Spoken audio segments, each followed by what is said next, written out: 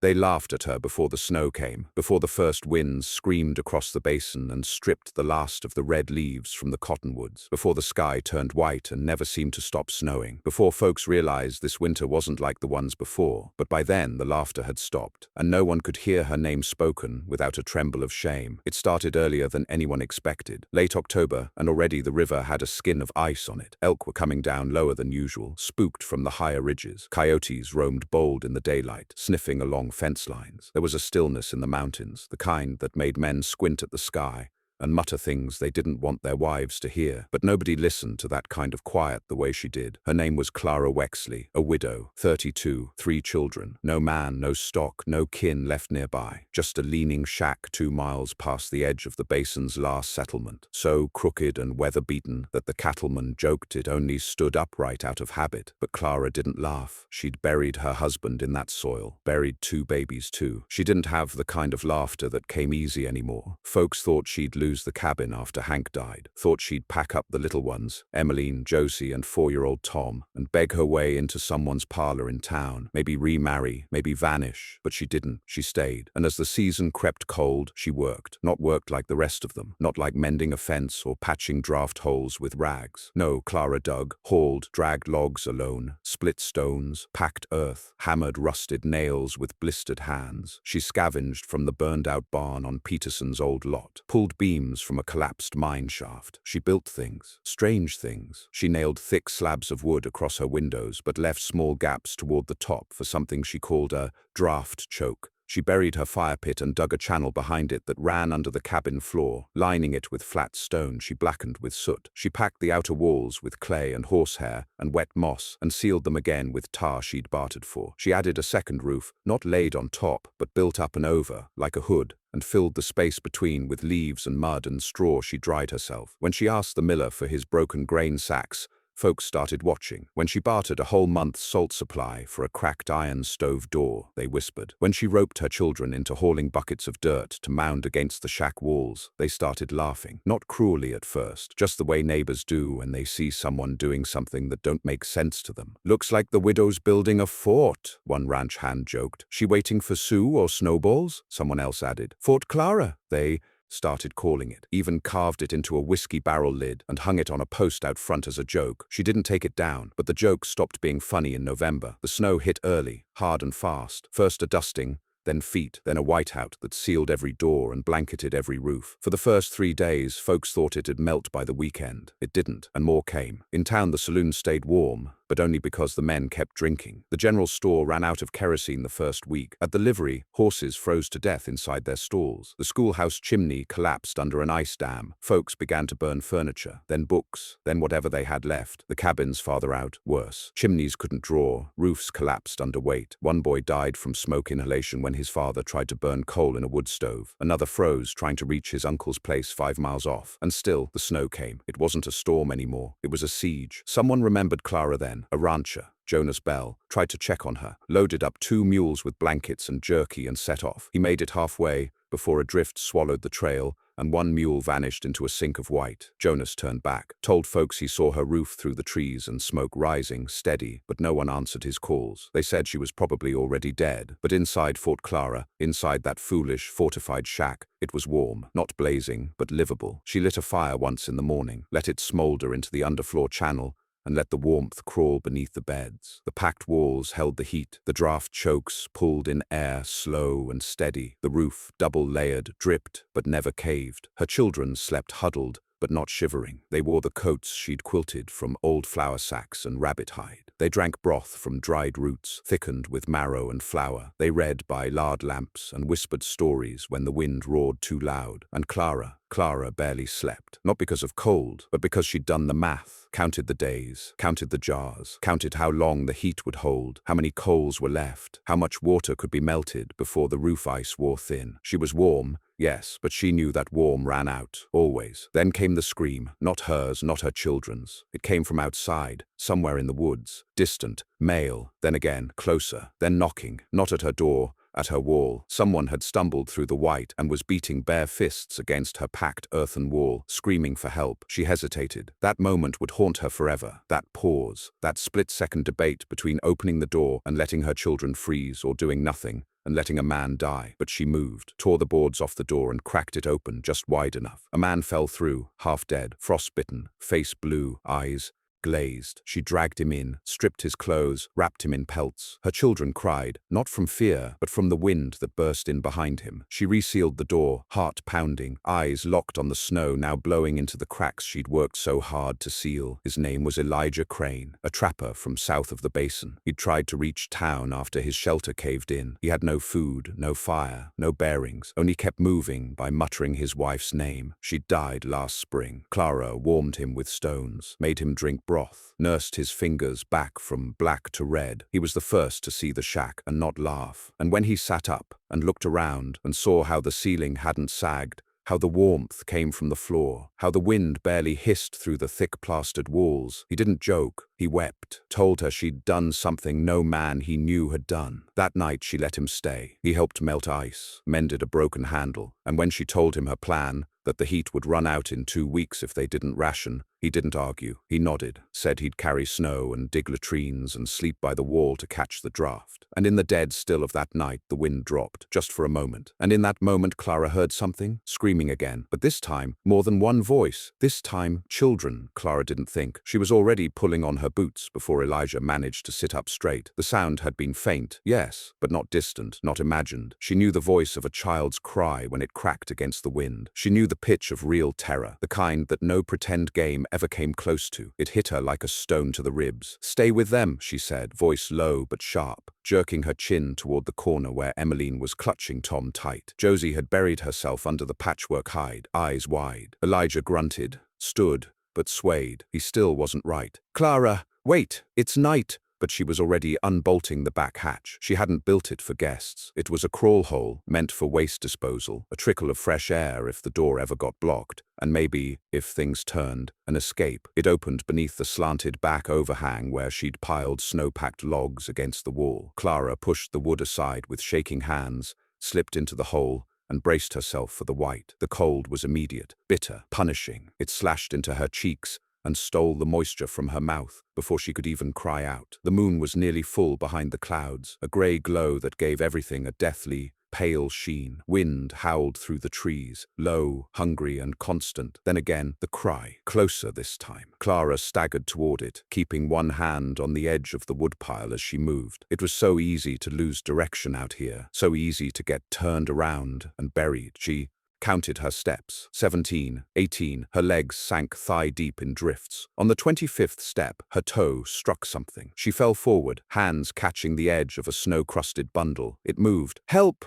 came the voice, small, choked. Clara swept snow off the bundle and found a girl, maybe 6 years old, teeth chattering, face blotched blue, no coat, just a torn shawl. She had her arms wrapped around something. A boy, younger, unmoving. "No, no," Clara muttered, wrenching the girl up, cradling the boy close. She didn't check for breath. Not yet. She had to move. She turned, retraced her steps. 10, 11, 15. The woodpile wasn't there. Panic surged. The white was too thick now. The wind had swallowed her tracks. She spun, trying to find the slant of her shack's shadow, the shape of the trees, anything. She squinted through the gusting snow, then saw it, a dark slit in the drift, the back crawl hole, slightly ajar, a warm glow within. She lurched forward and shoved the girl inside first, then passed the boy through. She crawled in last, legs shaking so hard she could hardly close the hatch behind her. Snow followed them in, stinging their backs, their hair. Inside, Elijah had cleared the floor. The children scrambled back, making room as Clara laid the boy down near the warm stone patch. His skin was waxy. She pressed her ear to his chest. No beat. She slammed her palms into his chest. Once, twice, again. Still nothing. She pinched his nose, breathed into his mouth. Again, again. The girl screamed, a short, high note of grief and disbelief. And then, suddenly, a gasp. The boy's eyes shot open. He gagged, coughed, curled tight and cried. Clara collapsed beside him,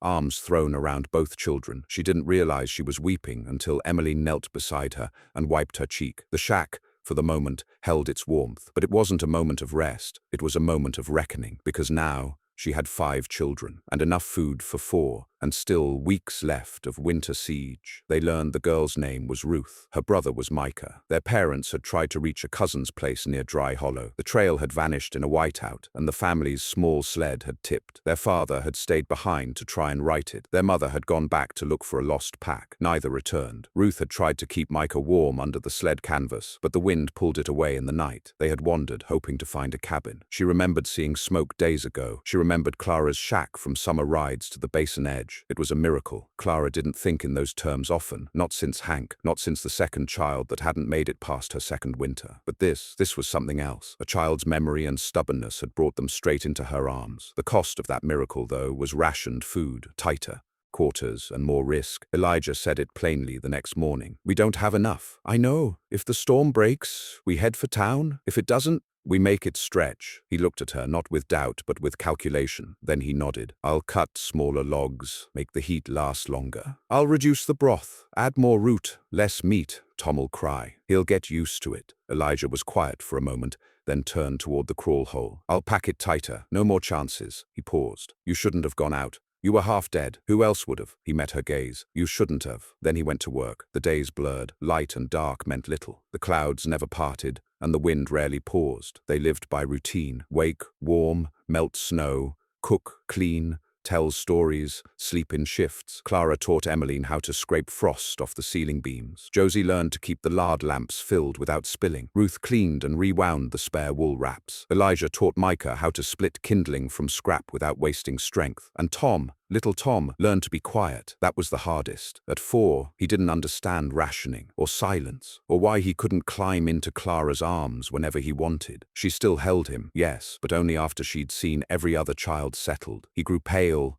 then quiet, then more pale, then feverish. Clara touched his forehead on the 6th day. It was damp. "Elijah," she said, not loud, not urgent, but final. He came quickly. They had no proper medicine, no willow bark, no tonic. They boiled cloth and used it to cool his head. They burned the fire brighter, too bright, just to push heat into his bones. Clara gave him her share of broth that night, then her share the next day. Then he stopped crying, not because he felt better, but because he didn't have the strength. That's when Clara began to pray. Not loud, not on her knees, just under her breath, in the dark, while everyone slept. She didn't pray for rescue, or a warm spring, or even for the children to make it. She prayed that when it was time, if it came to that, she'd have the strength to make the right choice. Then, late that night, the knocking came again. Not fists this time. Tools, axes. Elijah grabbed the fire iron. Clara snuffed the lamp and crawled to the wall. The knocks were rhythmic. 3, then 2, then pause. Not random, not frantic. Then came a voice. "Miss Wexley? Clara!" It was Jonas Bell. She flung the hatch open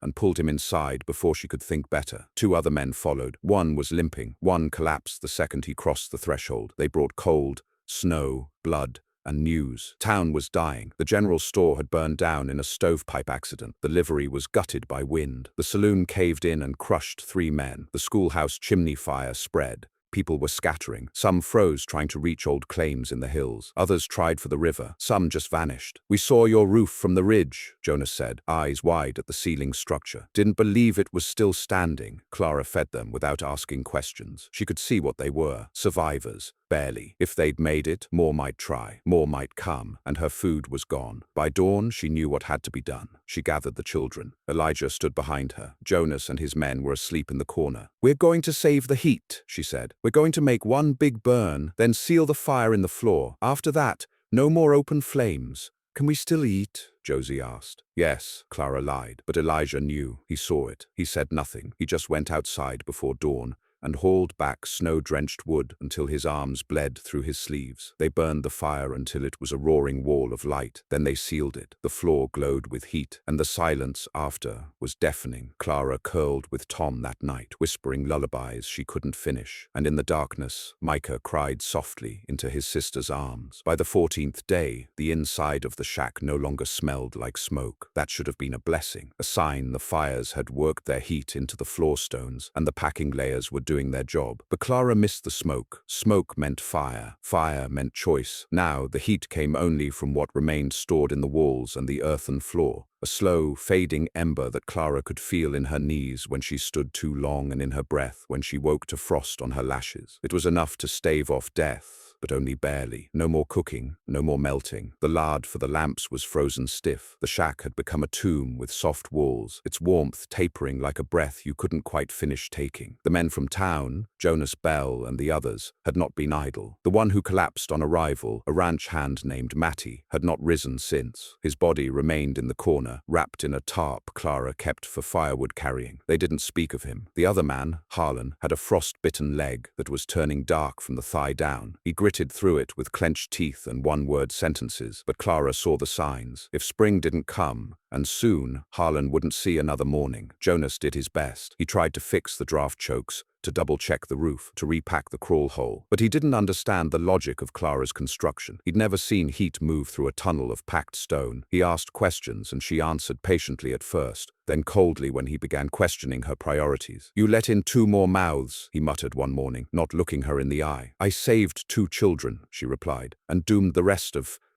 She didn't answer that. He didn't say it again. But Clara saw the look in his eyes every time he watched Tom wheeze in sleep, every time Ruth or Josie reached for another spoonful of broth Clara didn't have, every time Micah asked if his parents might come tomorrow. Jonas had seen death on the trail, and now he was measuring it inside her shack, calculating which body would fail first. Emiline changed first. She stopped speaking, not out of fear or sadness, but resolve. She sat with Josie and Ruth most often, helping them sew extra patches into the bedding with whatever cloth could be salvaged. She folded the children's things at night, watched over Tom when Clara couldn't, and never once asked for a second helping of anything. Her eyes were older now, older than a 12-year-old should carry. Elijah caught it too. "She's like you," he said one night as he helped Clara rub frost off the inner door hinges. "The way she watches, the way she waits." "I'm not waiting," Clara replied. "You are, for the thaw, for death, for someone else to make a decision you don't want to make." He said it without malice, but the words hung like smoke that had nowhere to rise. Clara didn't answer. She didn't need to. She knew he was right. Every day, her body weakened while her mind kept racing ahead, counting dwindling resources, measuring how long the stored heat would last, how many more drops of snowmelt she could coax from the chimney stones before they went dry, how many calories lay in a single dried root knot, and how many children's hearts she could keep beating with that math. On the 16th day,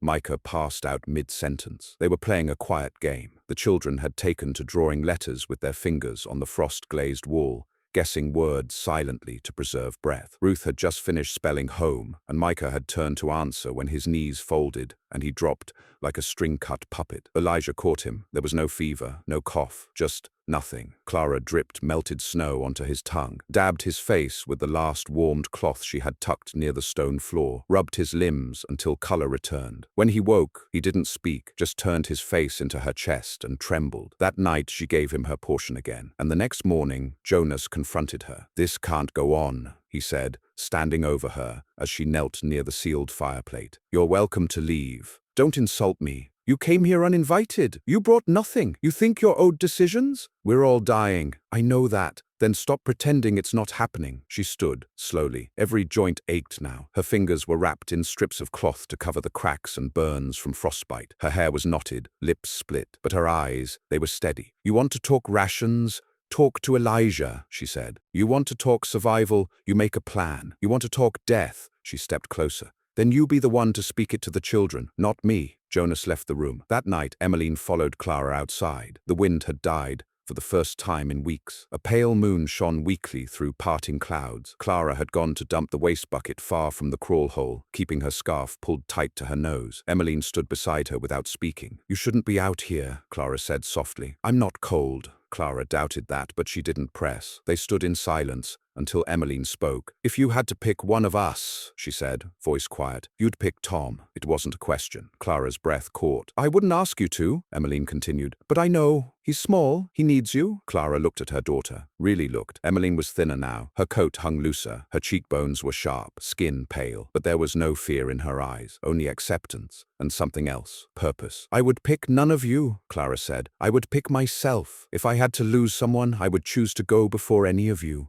"You can't. You know we'd all fall apart." Clara reached for her, hands trembling. "Don't make me say things like this, Em. You don't have to say them," the girl whispered. "Just don't lie." The wind rose again, and Clara pulled Emiline into her arms and held her tighter than she had in weeks. On the 17th day, Harlon died. It was quiet. He stopped groaning in the night. Elijah found him in the morning, jaw slack, frost blooming at the corners of his eyes. They didn't bury him. The ground was too hard, the crawl hole too narrow. They wrapped him in a spare pelt, then laid him in the crawl channel just inside the back wall. It was the coldest place in the shack. Clara told the children he'd gone to sleep and wouldn't wake up. Ruth cried. Josie just nodded. Emiline sat beside the bundle for an hour without moving. Jonas didn't speak, but he wouldn't meet Clara's eyes anymore. The next day, the roof creaked. Clara froze. Then she moved like lightning. "Elijah, it's settling!" The second roof, the one she'd built over the original, filled with mud and straw insulation, was doing its job, but the snowpack had become too heavy. It sagged like a load-bearing wall under strain, and the temperature had dropped low enough to freeze even the packed insulation into solid weight. Elijah and Jonas climbed into the rafters. They wedged 2 beams into place beneath the load-bearing slats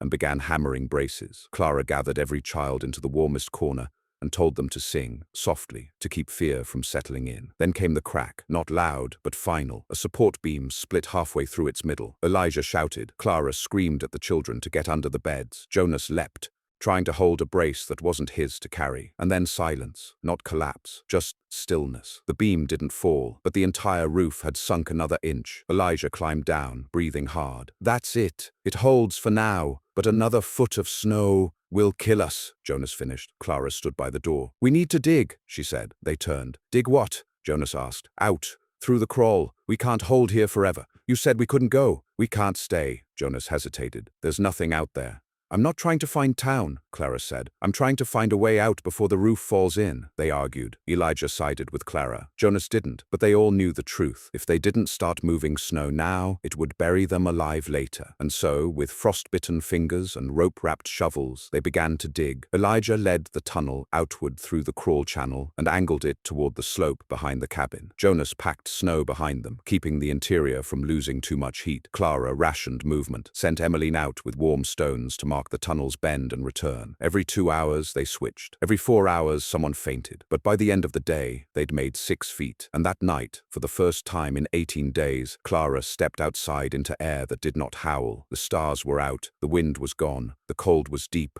Terrifyingly deep, but it was silent. And in that silence, Clara heard a sound she hadn't heard since the blizzard began. A wolf's howl from far away, then another. But behind it, distant still, came a deeper rumble, like water, a shifting, a beginning. That night, no one slept, not because of fear, or the cold, or even hunger, though all 3 were close companions by now, but because of something more dangerous than any of them. Hope. The stars had returned, the wind had died, and though the temperature had dropped to a merciless low, that made the very walls sweat ice, the stillness meant change. Clara had seen it before, the way the world paused before a season turned. Sometimes the coldest night came just before a thaw, but sometimes it came just before collapse. By the faint light of the lard lamp, she sat on the floor, holding Tom against her chest. His breath was faint but steady. His skin no longer burned with fever. She could feel every rib in his back, every bone in his bird-like shoulders. She'd given him everything, and it still might not be enough. Elijah sat by the crawl hole, sharpening the last usable edge of the broken fire iron. Not for defense. There was nothing left to defend. It was for digging. The tunnel had grown another 4 feet that day, but now curved upward toward where Clara believed a ridge sloped down toward the frozen creek basin. If they could break through, even just for air, even just to see the sun, maybe it would give the others strength. Jonas was the only one still awake among the rest. He sat by the children, back against the wall, head resting against a beam that groaned every so often with the weight above. He hadn't spoken much since Harlon died, not since the roof sagged, but Clara had seen him working with silent desperation, hands raw from hammering, dragging old pelts into the tunnel to pack the floor, smoothing walls where the frost threatened collapse. For all his bluster, he had not left. He had not run. That meant something. In the corner, Ruth held Micah's hand. Emiline sat beside Josie, gently combing fingers through her hair as she whispered a story, one Clara had told them long ago, about a rabbit and a warm burrow and a spring that came so early the snow just gave up trying. And Clara, who had not prayed aloud since her husband died, whispered 4 words into the top of Tom's head as she rocked him against her chest. Just one more day. The digging began again at dawn. They rotated in pairs. Jonas and Elijah took the lead with shovels, sometimes just hands. Clara and Emiline followed behind, hauling loose snow and dumping it at the inner mouth of the crawl. The children, now too weak to do more than stir the cooking pot or fold the blankets, were tasked with the most sacred duty left: waiting, staying warm, staying ready. They broke through the upper wall of the tunnel on the 21st day. Elijah was the one who hit the gap. The snow above him gave suddenly, and bitter air rushed in like a slap. But beyond it was sky, pale blue, muted, but sky nonetheless. He laughed, a single, rasping sound, then more. Jonas joined him, dragging himself out of the narrow hole and into the open. Clara heard it from inside. She left Tom in Emiline's arms and crawled to the tunnel mouth herself, her breath caught in her throat. It was morning, a real morning. The sky was clear, high and pale like eggshell. The trees were heavy with frost, yes, but no longer suffocating under the weight of fresh fall. In the distance, the line of the ridge was visible, its slope no longer indistinguishable from the sky. The snow was still deep, deadly deep, but it was starting to settle, to crust. That meant it would begin to melt soon. Days, maybe weeks. But they had a view now. They had a way out. She emerged fully, knees sinking. The air stung her skin like lashes, but she didn't care. From here, she could see that their shack was a miracle. The roof had not fallen. The second-layer construction, now bowed under the weight of 3 weeks of blizzard snow, still held its angle. The chimney was gone, fully sealed, but the venting structure she'd made from the cracked stovepipe still jutted slightly from the rear, puffing out the faintest coil of warmth that must have been invisible during the storm. The boards over the windows had shifted, but none were broken. The walls, thick with clay and dirt and snow-packed straw, looked as solid as any barn she'd ever seen. It was grotesque, ugly, a hodgepodge of desperation and grit, but it had survived. She wiped her nose and whispered, "Fort Claraara." Elijah helped her back down. Inside, she told the children. They didn't cheer. They didn't even smile. But the silence that followed was the kind of silence Clara hadn't heard in days. Not fear, not dread, just breath, just stillness. That evening, the floor heat ran out. Clara had felt it the moment she stepped down barefoot onto the stones beside Tom's cot. Cold, not frozen, not yet, but no longer warm. She didn't tell the others. She just nodded once to Elijah. He understood. They couldn't risk another fire. The risk of collapse was too high. Even the small ones, the smoldering sticks near the vent stones, could cause ice above the roofline to shift. Instead, they packed tighter, every blanket, every pelt. The children huddled beneath them in layers. Elijah and Jonas dug a deeper trough in the floor to keep cold air from pooling, and Clara sat awake most of the night again, thinking. If the weather held, they could attempt the descent in 2 days, but they'd need sleds, food, wrapping, and most dangerous of all, they'd need the children to walk. The next day, Ruth collapsed, not from illness or accident, just weariness. Her body gave up. Clara found her curled near the tunnel mouth, still holding the melted snow cup she'd been fetching. She was breathing, but shallow, skin cold. There was no more broth. There was no more heat. Elijah looked to Clara, his eyes red. "We wait another day. We lose one." She didn't speak. "Then 2, he added. "Then it's a race between the thaw and the bodies." Jonas sat against the wall, sharpening a piece of stovepipe into a sled runner. "If we try to go now, we won't make it 2 miles. "Staying isn't saving us," Elijah said. "We need another night," Clara said finally. They all looked to her. "We need one more night, one more rest. Then we take what we have, what we can carry, and we go." No one argued, but everyone understood. That night, Clara sat with each child. With Josie, she sang the hummingbird song her husband had made up years ago when she wouldn't sleep. With Ruth, she tucked the girl's hands into thick wool wraps and fed her the last sliver of dried apples she'd been saving. With Micah, she gave him the smallest bit of sugar scraped from the bottom of the tea tin. "It's not candy," she said, "but it's close." With Emiline, she said nothing, just pulled her close and rested her forehead to her daughter's, whispering, "I see you." And with Tom, her last, she cradled him in silence, wrapped around his small body like armor. She didn't sleep. She couldn't. Not until dawn cracked gray through the tunnel mouth. They left on the 23rd day. The sun was dim, barely climbing above the ridgeline. But it was there. It cast long shadows. It lit the trees with a dull gleam. And most of all, it revealed the path. The tunnel opened near a small downward slope Clara had guessed would lead to the dry creek bed. It was hard to tell if the basin beyond was frozen solid or just coated in surface ice, but it would be passable. From there, it was 4 miles to the edge of town. Assuming town still stood, they packed what little they could. One sled made from floorboards and stovepiping, lashed together with soaked and frozen twine. A second rig made from 2 chairs nailed flat, with pelts stitched beneath to drag. They carried no food, only wraps, melted snow in bottles, and cloth to bind feet. Clara carried Tom. Jonas pulled Ruth and Micah. Elijah took Josie, and Emiline walked. She never asked to be carried. She walked. Each step was a prayer, each breath a challenge. The cold clung to them like a second skin, but they moved. 1 mile, 2, the creek bed opened, and in the distance, through the haze, Clara saw smoke, rising, a chimney, then another, then the town, or what was left of it. She cried. Elijah stumbled to his knees. Jonas fell, then stood again, and they moved forward. They arrived just before the sun fell. A fire was burning in the shell of the general store. Women rushed out. Men followed. Blankets, water, screams,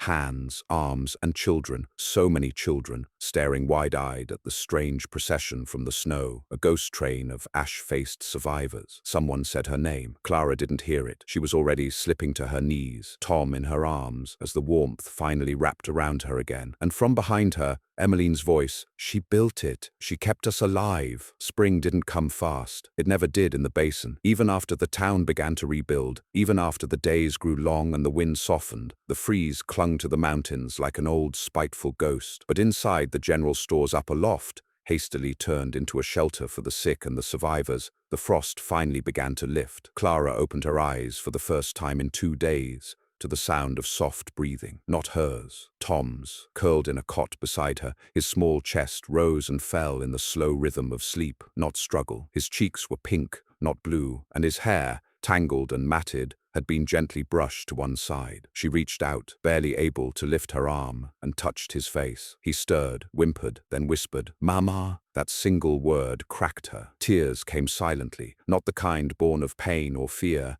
but the slow, seeping flood of release. She had not known if she would ever hear it again. She hadn't dared hope.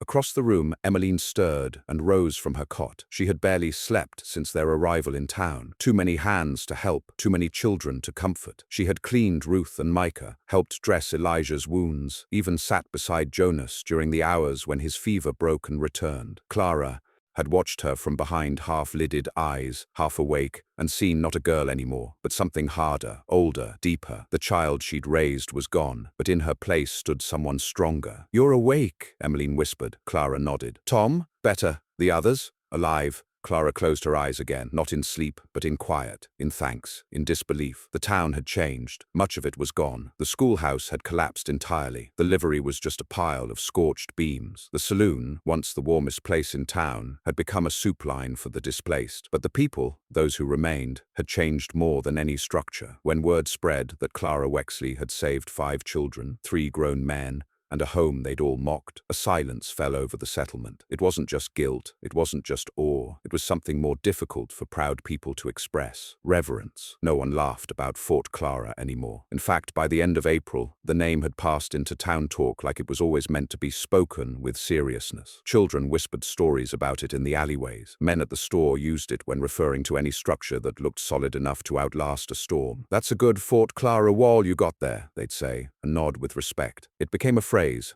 a measure. She was offered rooms, offered food, blankets, a plot closer to the heart of town, but Clara refused. She had no need for comfort given by men who had once mocked her work and her name. What she needed now wasn't charity, it was a future. She asked for lumber instead. And when spring truly came, when the first green tips broke through the thawed dirt, Clara took her children back into the basin. The shack was still standing, barely. The second roof had finally buckled, collapsed under the thaw's shifting weight. The vent pipe had broken off. The outer walls had cracked in places where the frozen mud swelled and burst. But the structure, the bones, had held. The door still opened. Inside, the floor stones were cold, but intact. The bedding was damp, but salvageable. The air was stale, yet survivable. Clara didn't weep. She didn't speak. She simply stepped over the threshold and set her hand to the beam above the doorframe. The same beam Hank had carved their initials into when they first settled it. She left her hand there a while, then turned to Elijah. He had followed them back, not because she asked, because he had nowhere else to go, and because, as he told her plainly, "This is the only place that didn't kill me." He brought tools. He brought iron nails scavenged from town. And most importantly, he brought silence. The kind Clara had come to value more than any apology or praise. Together,